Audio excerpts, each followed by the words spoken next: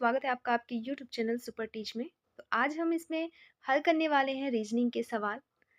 हमारा पहला सवाल है, जैसे आप स्क्रीन पे देख पा रहे होंगे, ये फर्स्ट है रीजनिंग का सवाल। सर्कल दिया गया है, कुछ अंक दिए गए हैं और एक जगह जो है खाली कर दी गई है। आपको बताना है इस प्लेस पे क्या आएगा। ठीक है, तो यहाँ पे आपको कुछ रिलेशन इनका देखना पड़ता है कि आखिर ये आया कैसे है बाकी की चीज़ें की। तो यहाँ पे क्या आएगा वो आपको हल करना है। देखिए, आप ऑप्शंस के थ्रू भी हल कर सकते हैं, ज़्यादा आसान हो जाएगा।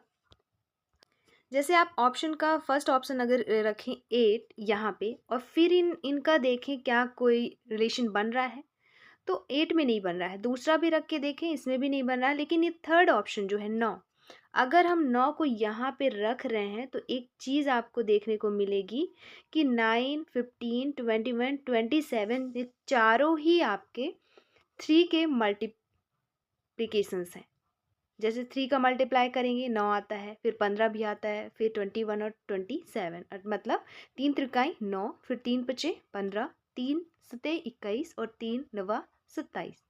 तो ये हो गए, मतलब यहाँ पे जो पैटर्न बन रहा है इनका वो ऑप्शन नंबर थर्ड को रखने पे बन रहा है। बाकियों को रखने पे कोई पैटर्न नहीं बन रहा है, तो आंसर हो जाएगा यहाँ पे ऑप्शन नंबर थर्ड 9। अगला प्रश्न है, निम्नलिखित में से कौन सा आरेख टेनिस खिलाड़ी, क्रिकेट खिलाड़ी और विद्यार्थी के बीच संबंध को दर्शाता है? अब ये दिए गए हैं, इनमें से बताना है कौन सी आकृति दर्शाती है इन तीन चीज़ों को, टेनिस खिलाड़ी, क्रिकेट खिलाड़ी और विद्यार्थी। तो यहाँ पे आंसर जो हो जाएगा वो होगा आपका ऑप्शन नंबर फर्स्ट सही उत्तर। क्यों, कैसे? क्योंकि कुछ खिलाड़ी जो हैं विद्यार्थी भी होंगे, टेनिस भी खेलते होंगे। कुछ टेनिस खिलाड़ी विद्यार्थी भी होंगे, क्रिकेट भी खेलते होंगे। और कुछ क्रिकेट खिलाड़ी टेनिस खिलाड़ी और विद्यार्थी भी होंगे। तो यहाँ पे एक को आप टेनिस खिलाड़ी एक को टेनिस खिलाड़ी, एक को क्रिकेट खिलाड़ी और एक को विद्यार्थी मान सकते हैं। ये इनके आपस के बीच सही संबंध को दर्शाता है। देखिए, अगला सवाल है। अगला सवाल है, अल्फ़ाबेट्स दिए गए हैं और काफ़ी सारी जगह जो है खाली है। इन खाली जगहों में आपको ऑप्शन में से कोई एक ऑप्शन फिल करना है। तो इसे हल कैसे करते हैं? Total number of places count करते हैं, फिर उन्हें डिवाइड करते हैं। कुछ ग्रुप्स का ये पैटर्न बनता है, चाहे 4-4 का ग्रुप, 5-5 का ग्रुप, 6-6 का ग्रुप। अब 4 का ही बनाना है, 5 का ही बनाना है, इससे ये कैसे आपको पता चलता है? इसीलिए आपको इसके लिए आपको काउंट करना पड़ता है टोटल नंबर ऑफ प्लेस। तो टोटल कितने हैं? 1 2 3 4 5 6 7 8 9 10 11 12 13 14 15 16। मतलब इसमें कितने कितने का समूह बन सकता है? 4-4 का बन सकता है। देखिए, 4 4 दूनी 8, 4 तिया 12 और 4 चौक 16। और 16 है तो 8-8 का भी बन सकता है, एक 8 का, एक 8 का। तो चलिए देखते हैं इसमें कौन सा समूह, कितने समूहों का पैटर्न यहाँ पे बन रहा है। एक एक ऑप्शन रख के भी सॉल्व कर सकते हैं, और या फिर आप डायरेक्ट भी इसे हल कर सकते हैं। ऑप्शन से ईजी होता है, इसलिए ऑप्शन से हम सॉल्व करेंगे। जैसा कि यहाँ पे आपको फर्स्ट ऑप्शन दिया गया है, फर्स्ट ऑप्शन अगर आप यहाँ पे रखेंगे कोई पैटर्न नहीं बन रहा है, चेक कर चुके हैं हम। ऐसे ही थर्ड ऑप्शन जब आप रखेंगे इन खाली जगहों पे तो पैटर्न आपको दिखाई देगा। देखिए कैसे। थर्ड ऑप्शन है x x U W W you. तो ये पहला खाली है, यहाँ पे एक्स, दूसरा खाली है एक्स, तीसरे में यू, चौथे में डब्ल्यू, पांचवे में डब्ल्यू और लास्ट में यू। अब इसको आप पढ़िएगा, देखिएगा एक पैटर्न बनेगा। देखिए, W x U W, W x U W, W x U W, W x U W. 4-4 का पैटर्न बन रहा है, 4-4 का समूह यहाँ पे बन रहा है। देखिए, डब्ल्यू एक्स यू डब्ल्यू 4, फिर W x U W, W x U W, W x U W. ऐसे ही इन प्रश्नों को सॉल्व किया जाता है। आप फटाफट ऑप्शंस रखें। फर्स्ट ऑप्शन रखेंगे ऐसा कोई समूह नहीं बनेगा, आप रख के देख लीजिएगा। दूसरा रखेंगे नहीं बनेगा, थर्ड सही है, थर्ड रखें, एकदम से 4-4 का समूह बन गया, आंसर हो जाएगा ऑप्शन नंबर थर्ड। अगला सवाल देखें। अगला सवाल है, रिलेशन का क्वेश्चन है। एक लड़की की ओर इशारा करते हुए प्रभास ने कहा, वह मेरे दादाजी की एकमात्र पुत्र बहू की पुत्री है। वह लड़की प्रभास से किस प्रकार संबंधित है? तो इसे कैसे हल करते हैं? बोल रहा है एक लड़की की ओर इशारा करते हुए, मान लीजिए यहाँ पे एक लड़की है, उसकी ओर इशारा करते हुए कौन कह रहा है? प्रभास ने कहा। ये हो गया प्रभास। इनने कहा इसकी ओर इशारा करते हुए, वह मेरे दादाजी की, इसके दादाजी, ठीक, इसके दादाजी की एकमात्र पुत्र वधू, इसके दादाजी की एकमात्र पुत्र वधू मतलब इसकी मम्मी की पुत्री मतलब इसकी बहन है। तो एकमात्र पुत्र वधू कौन हुआ? इसकी मम्मी। एकमात्र नहीं बोलता तो मम्मी, चाची, बड़ी मम्मी ये सब हो सकता था, लेकिन एकमात्र पुत्र वधू बोल रहा है दादा की, तो दादा की पुत्र वधू तो होती हैं मम्मियाँ, तो हो गई मम्मी। अब मम्मी की पुत्री यहाँ पे कह रहा है, तो मतलब इसकी बहन हुई है। वही पूछा है कि लड़की का प्रभास से क्या संबंध है, तो लड़की उसकी बहन हो गई। आंसर हो जाएगा बहन। अगला सवाल देखिए, दिए गए विकल्पों में से सही विकल्प का चयन करके श्रेणी को पूरा करें। अब यहाँ पे एक पैटर्न दिया गया है आकृतियों का, आपको बताना है कि अगली आकृति कौन सी होगी।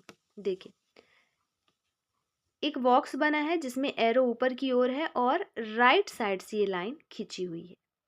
फिर इस वाले बॉक्स में एरो ऊपर से राइट साइड में जा रहा है, मतलब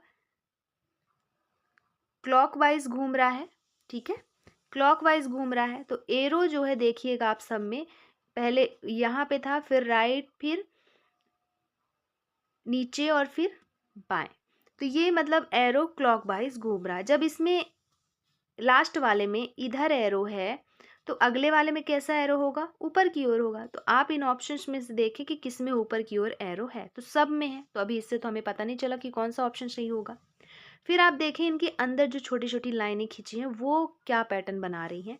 तो देखिए इसमें जो छोटी लाइन है वो राइट साइड में है, फिर आगे वाले में कोने में हो गई है, फिर आगे वाले में, फिर बीच में, और फिर आगे वाले में, फिर इस कोने में। तो अगले वाले में क्या होगा कि ये जो एरो दिख रहा है इसकी सॉरी कहाँ पे हो जाएगा? अगले वाले में एरो जो होगी वो होगी ऐसे, बॉक्स रहेगा आपका और एरो जो है इधर की ओर होगी, है ना।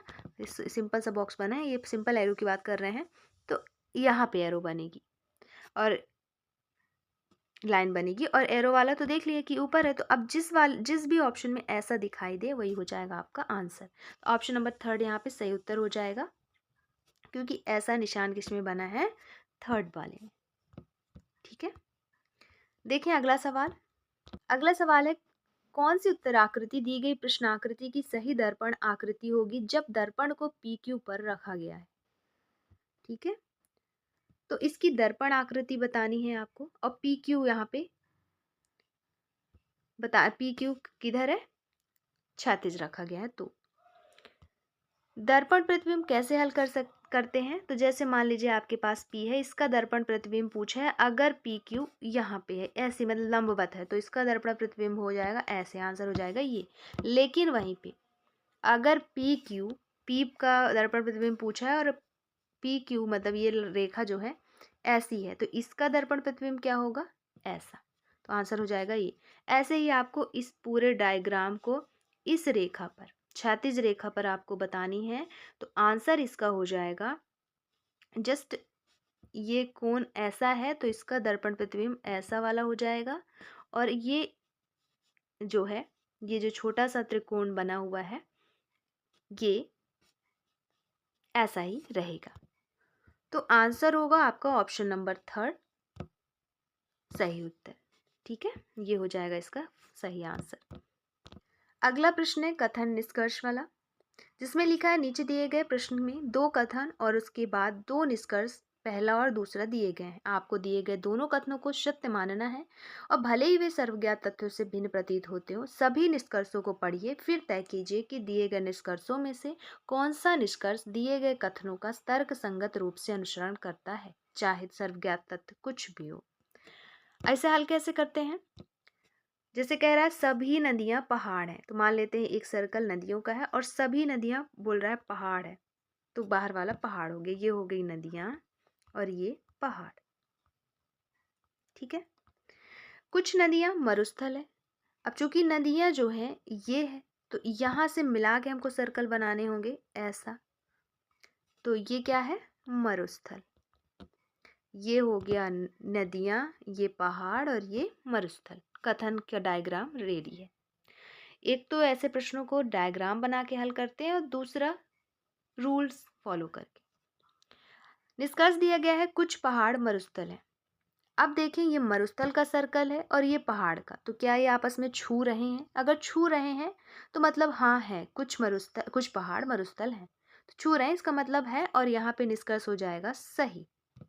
ठीक है। दूसरा निष्कर्ष है कुछ मरुस्थल पहाड़ नहीं है, तो कुछ तो है लेकिन कुछ नहीं है आप नहीं कह सकते। जो है वो है, नहीं है उसका आप कुछ नहीं कर सकते, मतलब ये दूसरा वाला गलत है। तो आंसर हो जाएगा ऑप्शन नंबर फर्स्ट, कुछ पहाड़ मरुस्थल हैं। अगला सवाल है, एक रेलगाड़ी को बस कहा जाता है, बस को ट्रैक्टर कहा जाता है, ट्रैक्टर को कार कहा जाता है, कार को स्कूटर कहा जाता है, स्कूटर को बाइक कहा जाता है और बाइक को मोपेड कहा जाता है। तो खेत की जुताई के क्या उपयोग किया जाता है? तो ऐसे प्रश्नों को कैसे हल करते हैं? ऐसे प्रश्नों में आपको थोड़ी नॉलेज की ज़रूरत होती है कि जैसे लास्ट में जो पूछा जाता है इसका नॉलेज तो आपको होना चाहिए, फिर क्वेश्चन आसानी से हल कर सकते हैं। जैसे पूछा है खेत की जुताई के लिए क्या उपयोग होता है, तो आपको पता होना चाहिए कि ट्रैक्टर का उपयोग होता है। अब जैसे ही आपको ट्रैक्टर पता है तो ऐसे प्रश्नों को हल कैसे करते हैं? तो ट्रैक्टर को जो कहा जाता है वही इसका आंसर हो जाता है। तो आप ढूंढें इस पूरे प्रश्न में कि ट्रैक्टर को क्या कहा गया है। दोस्तों ट्रैक्टर को कहा गया है, यहाँ पे दिया है, ट्रैक्टर को कार कहा जाता है, वही उसका आंसर हो जाएगा, मतलब इसका आंसर हो गया कार। ऑप्शन नंबर फर्स्ट सही उत्तर हो जाएगा। ऐसे प्रश्नों को ऐसे हल करते हैं। अगला सवाल है, दी गई आकृति में त्रिभुजों की संख्या कितनी है? त्रिभुजों की संख्या ज्ञात करने के लिए पहले सिंगल सिंगल त्रिभुज काउंट करते हैं और लिख लेते हैं, फिर डबल, फिर ट्रिपल और चौबल। ऐसे मतलब अगर फिफ्थ है तो 5 को मिला के भी जो त्रिभुज बन रहा है उसको, तो ऐसे हल करते हैं इसे। चलिए काउंट करते हैं, बनने लगेगा आपसे भी। पहला त्रिभुज, ये सिंगल सिंगल त्रिभुज हो गए, 1 2, सॉरी ये नहीं है,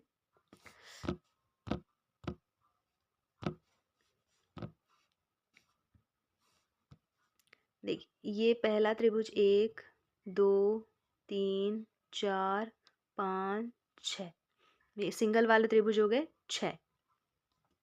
फिर डबल वाले कौन से कहलाएंगे? जैसे ये बना है, ठीक, तो 2 को मिला के एक त्रिभुज बन रहे हैं, तो 6 तो हमने पहले काउंट कर लिया, फिर एक ये हो गया 7, ऐसे ही ये हो जाएगा 8, ठीक। फिर और आप देखें क्या और त्रिभुज दिख रहे हैं इसके अलावा? तो बिल्कुल दिख रहे हैं, 3 त्रिभुजों को मिला के बना हुआ है एक 2 त्रिभुज। तो कितने हो गए टोटल? 8 हो चुके हैं अभी। एक ये आपको दिख रहा है 9 और एक ये आपको 10। अब और भी देखें, और कोई त्रिभुज दिख रहा है? तो बाकी नहीं दिख रहे हैं, अर्थात आंसर हो जाएगा इसका ऑप्शन नंबर सेकंड 10। टोटल कितने त्रिभुजों की संख्या है? 10 है। अगला, तो इस वीडियो में इतना ही, मिलते हैं नेक्स्ट वीडियो में, नए सवाल प्रैक्टिस करेंगे। बाकी इन्हीं टॉपिक के क्वेश्चन आते हैं, इनके अलावा कोई बाहर का टॉपिक नहीं आता। रीजनिंग के 10 नंबर आपको आसानी से बन जाने हैं, तो इसके लिए बिल्कुल भी परेशान होने की ज़रूरत नहीं है। प्लेलिस्ट बनी हुई है रीजनिंग की मेरे चैनल पे सुपर टीच में, वहाँ से प्लेलिस्ट में जाएँ। जितने भी वीडियोज़ अपलोड हैं, ज़्यादा नहीं है, 5-6 अपलोड है, ज़्यादा से ज़्यादा 6 से 12 और, मतलब 6 और अपलोड होंगे, उतने में आपसे पूरे 10 के 10 क्वेश्चन बन जाने हैं। सारे आपको हल बस करना है, होगा, बन जाएगा आसानी से। तो इसमें इतना ही, मिलते हैं नेक्स्ट वीडियो में, नए क्वेश्चन प्रैक्टिस करेंगे। लेकिन टॉपिक यही है, यही इन्हीं टॉपिक के क्वेश्चन पूछे जाते हैं, तो फालतू परेशान होने की आवश्यकता नहीं है, इन्हीं टॉपिक को आपको अच्छे से तैयार करनी है। चलिए धन्यवाद।